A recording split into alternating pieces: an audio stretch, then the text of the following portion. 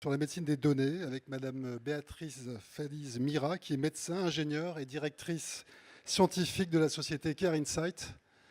Chère Béatrice, c'est à vous pour une quinzaine de minutes.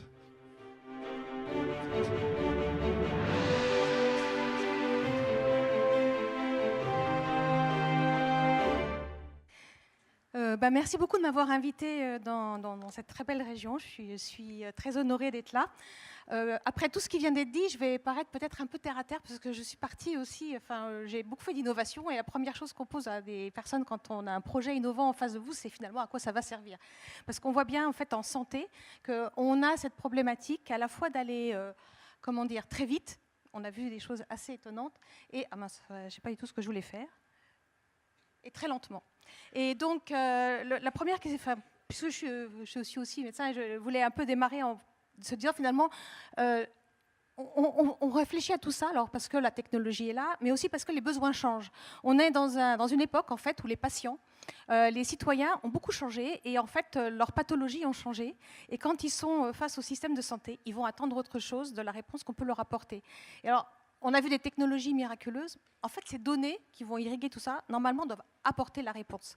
Et ce que je voulais dire sur les patients qui avaient changé, il y a 3 grands points. Parce que je vais être un petit peu plus terre à terre. Je vais vous ramener sur des choses parfois un peu plus prégnantes.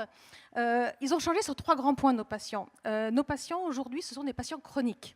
Alors, on ne sait pas très bien ce que ça veut dire. On sait qu'il y a 20 millions de patients chroniques. Si vous êtes aujourd'hui à peu près 500, ça veut dire qu'il y a plus de 150 personnes dans la salle qui sont des patients chroniques. Donc, c'est quelque chose qui concerne un peu tout le monde. Et un patient chronique, par rapport à ce qu'on avait avant, c'est quelqu'un qui ne va pas guérir. Ça veut dire qu'il aura besoin de ces données parce que tous les jours, il va être en interaction avec le système de santé, qui est quelque chose qui n'est pas simple, puisqu'avant, on avait quelqu'un qui était en bonne forme, qui tombait malade, qui allait voir un médecin, qui était guéri et qui rentrait chez lui. Donc, on doit apporter une réponse à ces gens qui doivent interagir avec notre système. Le deuxième point, c'est qu'on a des patients qui vieillissent et on a une espérance de vie, vous savez, qui est autour de 80 ans. On a pris 14 ans en 60 ans, donc ça c'est plutôt une très bonne nouvelle. La moins bonne nouvelle, c'est que ça fait 10 ans que notre espérance de vie en bonne santé ne bouge pas, autour de 60 et quelques années. Et donc il faut qu'on trouve des solutions pour prendre en compte ces personnes fragiles et âgées. Et le troisième point, et c'est aussi là qu'on doit aller chercher une réponse avec nos données, et c'est pas si facile, c'est qu'aujourd'hui on meurt de notre mode de vie. Et 88% des décès dans les pays riches sont liés à la façon dont on vit. Ce qui veut dire qu'il va falloir apprendre aux gens à bien vivre et on attend que les données et que la technologie de l'innovation en fait, nous donnent ces éléments pour avancer. Donc le point suivant, ce que je voulais vous faire, je vais vous emmener. Alors moi, je ne vais pas partir dans 100 ans, dans 150 ans, je vais être beaucoup plus proche. Ça pourrait presque être aujourd'hui, mais ce n'est pas aujourd'hui. C'est en fait Sidonie qui est une patiente d'une quarantaine d'années, qui est chez elle, qui a une pathologie chronique depuis très longtemps. Elle a un problème cardiaque, comme ses parents, comme ses grands-parents d'ailleurs, puisqu'en fait beaucoup sont morts très jeunes. Et aujourd'hui, quand elle se réveille, elle a une chose qui lui arrive, c'est que ses médicaments arrivent par drone et viennent la déposer à la maison. Et donc, on peut se poser la question, pourquoi pas aujourd'hui et pourquoi ça arrive à Sidonie? Alors ça arrive à Sidonie puisqu'en fait d'abord quand elle était jeune, puisque c'est quelque chose qui existe, on lui a fait son génome. Il y avait beaucoup de mortalité dans la famille. Donc elle a pu être détectée, avoir un génome et donc toute sa vie, depuis que ça a été fait, elle avait une dizaine d'années, être accompagnée par un système qui lui a offert des objets connectés pour pouvoir interagir avec les professionnels de santé, avec des sportifs, avec des gens qui faisaient de la nutrition, et l'accompagner petit à petit dans sa vie au quotidien et pouvoir lui apporter des réponses adaptées. Le matin, elle a aussi son médecin qui lui parle. Alors, c'est peut-être pas un vrai médecin, ça je vous rejoins.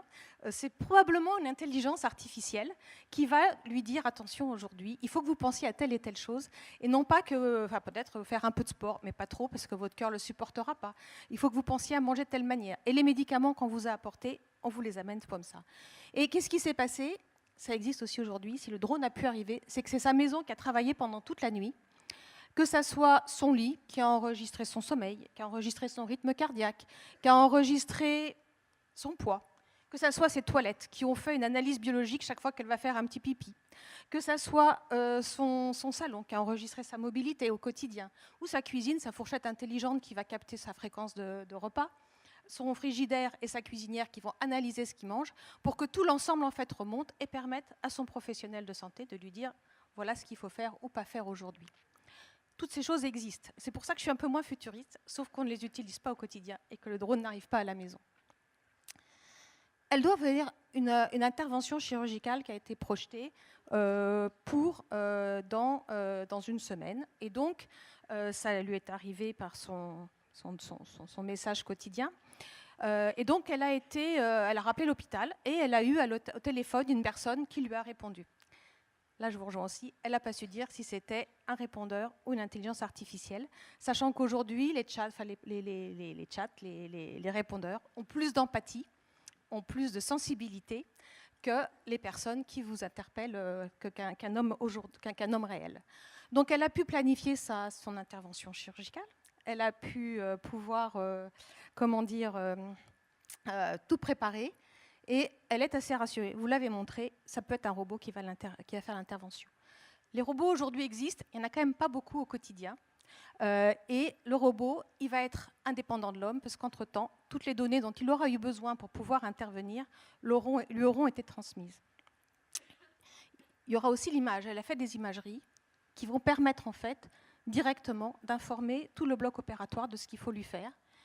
Et effectivement, on pourra, alors vous l'avez dit, lui faire un implant qui sera adapté à elle, et ce qui va même être directement adapté à elle, puisqu'il sera fait en fonction de sa morphologie, à partir de l'imagerie 3D et d'une imprimante 3D. Et donc cette personne pourra avoir quelque chose de complètement personnalisé qui va lui être proposé. Forcément, on sera en réalité augmenté. Les images vont permettre au chirurgien de, pendant l'intervention, regarder les images qui appartiennent à la patiente et donc pouvoir travailler sur cette réalité augmentée. Donc à nouveau un homme augmenté. Mais ils vont partager le masque virtuel. La patiente aussi l'aura. Parce qu'en fait, quand elle a discuté avec son anesthésiste, il lui a dit, si vous voulez, je vous fais une hypnose. Mais comme je ne suis pas tout le temps là pour faire l'hypnose, je vous fais l'hypnose et vous restez en réalité virtuelle. Et vous serez, pendant l'intervention, maintenu dans un petit nuage, si on peut dire, qui fait que quand vous allez être réveillé, vous serez en pleine forme immédiatement, sans avoir tous les inconvénients d'une anesthésie un petit peu lourde. La suite, c'est effectivement le robot qui va se balader dans le corps et qui va aller intervenir directement dans l'endroit pathologique. Donc c'est quelque chose qui est sur les rails. Elle sait qu'elle va en bénéficier probablement et qui permettra d'avoir aucun trou dans le corps, si on peut dire, ou aucune conséquence directe de son intervention. Elle pourra rentrer très facilement chez elle. Elle avait déjà eu des gélules endoscopiques, ça existe, et elle imagine l'intervention de ce type. Elle est cardiaque, elle a eu un pacemaker, un défibrillateur, qui est connecté et qui tous les jours envoie des informations, comme on peut le faire aujourd'hui avec Instinct, par exemple, qui permet effectivement de partager l'information en direct avec le professionnel de santé. Vous en avez parlé, on a envisagé un cœur artificiel, c'est devenu de la routine, on met des carmates ou d'autres appareils comme on veut. Ce qui l'intéresse, c'est ce futur-là. On parle beaucoup d'hommes augmentés, là je quitte un tout petit peu les données, mais ce qui est idéal, c'est que finalement, on n'aille pas forcément introduire des nouvelles machines dans le corps, même si c'est très prometteur. Et donc, on envisage aussi pour elle de faire une thérapie cellulaire, donc, qui sera aussi travaillée avec du numérique, mais qui est de prélever ces cellules pour pouvoir effectivement en réinjecter et que son cœur qui ne fonctionnait plus se remette à fonctionner à partir de cet élément-là.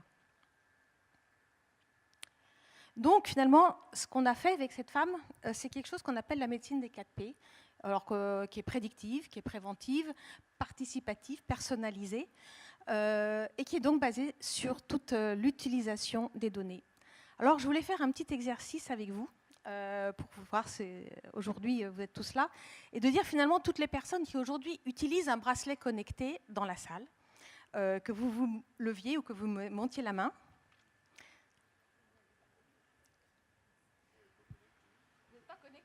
Il y en a quand même un petit peu. Voilà. Après, tous ceux qui peuvent utiliser en fait des données pour, alors je vous sens pas très, mais tout ce qui va être l'utilisation des données, par exemple, vous avez tous, je pense, eu un jour, enfin pour nombreux, un diagnostic et un laboratoire, et vous avez eu des données de laboratoire. Je pense que vous avez tous aussi eu des données comment dire, vous avez tous utilisé un jour un compte Amélie et vous avez tous un téléphone mobile. Donc vous êtes tous en fait fournisseurs de données. Alors on a évoqué le tsunami des données. Aujourd'hui, en fait, si on considère l'ensemble des données, alors moi j'avais quelques chiffres un peu qui retrouvaient les vôtres. Aujourd'hui, on dit que 90% des données existantes ont été produites dans les 2 dernières années. On dit que tous les ans, les données de santé sont multipliées par 44 en volume. On dit que tous ces éléments, on aura 80 milliards d'objets connectés qui vont récupérer des données en 2020. Donc les données sont là, vous les fournissez tous en fait avec vos objets connectés, avec les téléphones, avec les dossiers patients. Et ce qu'on constate aujourd'hui, c'est que finalement ces données ne permettent pas de faire arriver le drone à la maison. On est dans un monde qui va driver ces données. On a vu ce qui est possible pour un patient qui aurait ces données, qui pourrait utiliser de façon optimale toutes ces données. Or, aujourd'hui, ce n'est pas possible. Et ce n'est pas possible, en fait, pour différentes raisons que je voulais évoquer avec vous, qui sont effectivement des raisons techniques, mais vous l'avez évoqué, ce sont beaucoup des raisons de frayeur, ce sont des raisons d'incompatibilité et des questions en fait non résolues autour de ces thématiques. L'éthique est un des points essentiels. Comment dire, on a des problèmes d'éthique, on a des problèmes de choix en fait, parce que si on pose la question aujourd'hui de à qui va-t-on envoyer les données, comment ces données vont être partagées et dans quel but, qui sont en fait des vraies questions de fond. Qui font un peu peur aussi aujourd'hui. Si vous posez ces questions à un patient, 90 des patients vous diront « moi, si c'est pour de la recherche, je vous les donne ». Si on pose ces questions à un citoyen, le citoyen sera très inquiet de partager ces données en se disant « mais finalement, moi, je n'ai pas la maîtrise de ce qui va en devenir ». Et donc là, on reprend les problèmes d'éthique. Et je ne sais pas finalement quel va être l'objectif de ces données. On voit que pour pouvoir mettre en place cette médecine qui va permettre de prédire, qui va permettre de prévenir, qui va impliquer le patient en fait et les personnes et les citoyens dans une approche complètement différente de celle qui existait jusqu'à maintenant et qui sera complètement personnalisée en fonction de la personne. C'est-à-dire que ce qu'on va mettre en place, que ce soit le drone, que ce soit le repas, que ce soit les médicaments, vont être adaptés complètement à la personne grâce aux données, que ce soit des données biologiques, des données de vie, des données de contexte qui vont être récoltées. La personne va se poser la question de on voit qu'on pourra avoir une médecine de qualité, mais en contrepartie, une transparence de la personne qu'elle n'est pas toujours prête à accepter. Donc il y a un vrai problème éthique à partager, qui est un problème aussi citoyen. Et au jour d'aujourd'hui, la santé est en train de changer. On attend des textes la semaine prochaine pour voir un peu vers quoi on va tendre. Et la question qui remonte, c'est comment fait-on participer les citoyens, vous tous, pour que toutes les données que vous produisez au quotidien, et là il y en a énormément, puissent permettre d'arriver, alors soit dans 20 ans ou dans 15 ans à ce qui nous a été présenté avant, soit peut-être demain ou après-demain, parce que là on y est, à une santé connectée. Comment tous les gens peuvent participer à ce débat pour que ça existe, tout en ayant la certitude qu'ils pourront prendre parole sur comment ces données vont être exploitées. Est-ce que, par exemple, mon employeur accède à mes données? Est-ce que mon assureur et mon payeur accèdent à mes données? Et s'il accède, comment on va gérer son accès pour que ça soit pour m'aider à prendre en charge une pathologie et ma vie de quotidienne, et non pas pour finalement subir un contrôle ou pour subir une direction de ma vie qui n'est pas celle que j'aurais voulu avoir. Il y a beaucoup de descriptions, alors moi, je ne vais pas non plus faire de l'angoisse, mais beaucoup de descriptions, par exemple, où finalement, la personne qui va se réveiller, son réveil va lui permettre de se mettre à jour avec son agenda professionnel, que la mise à jour avec l'agenda professionnel et l'arrivée dans le travail, elle va être analysée sur son psychisme, et donc elle peut être très bien convoquée par un RH pour lui dire « mais la photo qu'on a vous montre que vous n'êtes pas en forme », et on sait le voir, on sait le faire. Et donc, on voit que ça peut être en fait des liens qui se créent et qu'il y a une vraie discussion éthique pour qu'on puisse permettre cette santé tout en respectant le cadre de vie des personnes. Et vraiment un débat qui s'ouvre et qui est passionnant. Je vous remercie.